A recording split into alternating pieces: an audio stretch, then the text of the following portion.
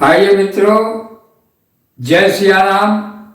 आज एक ऐसी हास्य कथा आपके सम्मुख हम पेश कर रहे हैं जो कि बड़ी ही महत्वपूर्ण और बड़ी हास्यास्पद है। आप सभी सुनेंगे तो बहुत ही विचित्र सोचेंगे। तो आप लोग सुनिए। एक आदमी ने कहा कि दूसरे की मेहरारू और अपन लड़का ई बहुत नीक लागत है सबका। तो बड़ी विचित्र बात। ये हमारा तीसरा आदमी पूछत बा कि काहे ऐसा होता है भाई, आन के लड़का मेहरारू और अपन लड़का, यह काहे अच्छा है। ये कलयुग के बहुत विचित्र कथा है। एक आप सब बहुत ध्यान पूर्वक सुनिए तो बड़ा आनंद आए, काहे से कि इस सबके समझ में बात आए। तो एहमा का बात यह है, क्यों ऐसा होता है कि अपना बच्चा सबको ज्यादा प्रिय होता है और दूसरे की पत्नी की तरफ ज्यादा आकर्षित लोग क्यों हो जाते हैं। इसमें अजीब बड़ा रहस्य भरा हुआ है। भगवान की तरफ से एक मन बनाया है जो, और मन का कार्य है कि आपको शांत न रहने देवे। एक न एक विषय आपके सामने ला करके हर 2 से ढाई सेकंड में, बल्कि 2 से ढाई मिनट में आपके दिमाग में तुरंत दूसरी बात ला करके वो रखता रहे। तो यह अब सवाल पहला आया कि अपना ही बच्चा क्यों अच्छा लगता है और दूसरे को ना नीक लागत। आपन बच्चा चाहे जितना वो गंदगी लगाए हुए, चाहे जैसे वो हुए, वो का बड़े प्यार से सब आदमी कोरा मह तुरंत ले ली। जेके आपन हुई और जेके दूसरे को हुई वो का छुआ न चाहिए। ये काहे ऐसा होता है? ये एक लिए होता है कि अपना जो होगा वो अपना खून होता है, अपने ब्लड से ही जो संबंध रखता है तो उसके प्रति हमारा ज्यादा लगाव होता है। इसीलिए सभी को अपना ही बच्चा ज्यादा प्रिय लगता है और उसकी हर क्रियाकलाप चाहे जो करे वो सभी अच्छा लगेगा। किंतु यही दूसरे का हो तो उसे देख करके लोग ईर्ष्या करना ये स्वाभाविक है। और इसके बाद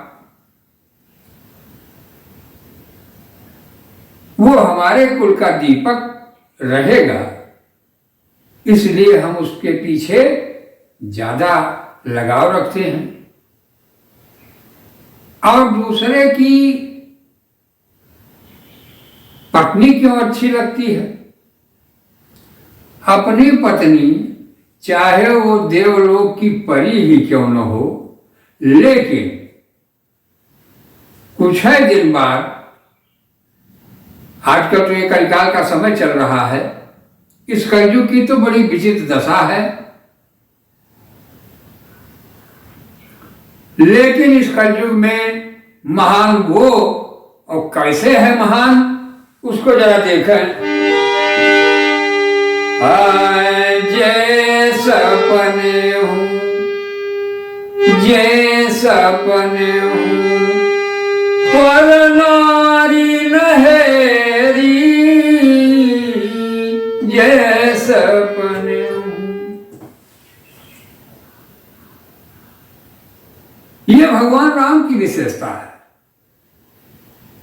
भगवान राम से हमें क्यों सीख लेनी चाहिए?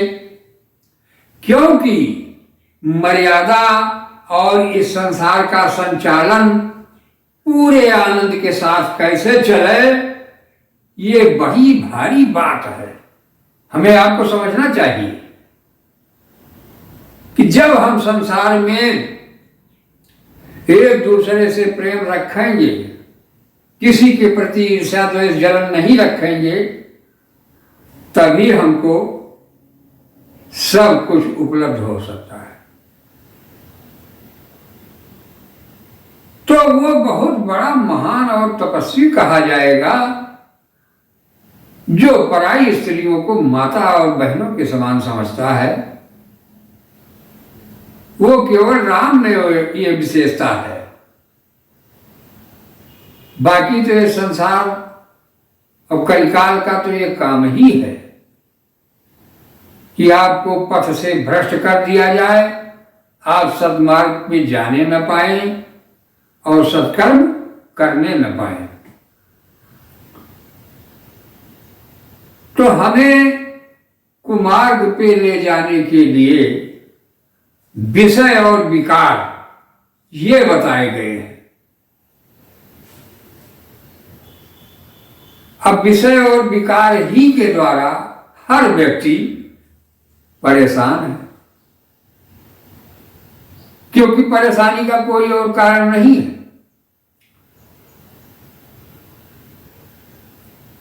तो अपनी पत्नी को हम बहुत कुछ समझें और पराई स्त्री को न समझें, तभी हम लोग इस संसार में जीवन का आनंद ले सकेंगे। वरना आपन लड़का दूसरे पे हारू यही बाज बाज मरी जाता है भैया, केहू कोनो मजा ना मिल पाओत बा। और मजा तो यह चीज आए कि एका हरदम, चाहे बुढ़वा चाहे जवान चाहे लड़का, एक दाय खाया, ओह बड़ी मजा आई। एका मिल जात तो बड़ी मजा आओ। ये आ संसार सागर, यहमा हमें बाज के नाय मरेगा। हमका अपने लाइन पर भगवान के ध्यान में रहते हुए और संसार के सारे कार्य को करते हुए निश्चित है कि एक न एक दिन हमको ये संसार छोड़ के जाना ही पड़ेगा। कोई संसार में नहीं रहने वाला है। भले हमको सोच ये हो कि हम नहीं मरेंगे, हम नहीं बुढ़े होंगे, हमको कुछ नहीं होगा, लेकिन ये धीरे धीरे करके सभी लोग जा रहे हैं। वैसे तो ये संसार दुखालय कहा गया है, लेकिन अगर हम सत्कर्म और सन्मार्ग पे चलेंगे तो वही जो दुख है वो हमको सुख में परिवर्तित होकर मिलने लगेगा। तो आइए मित्रों, आप लोग हमारे चैनल से जुड़े रहें और हमारे वीडियो को जरूर देखते रहें और चैनल सब्सक्राइब कर लें। हमारे पास आपको एक से एक ज्ञानवर्धक चीजें मिलती रहेंगी और त्रुटियों को क्षमा करते हुए जय सिया राम।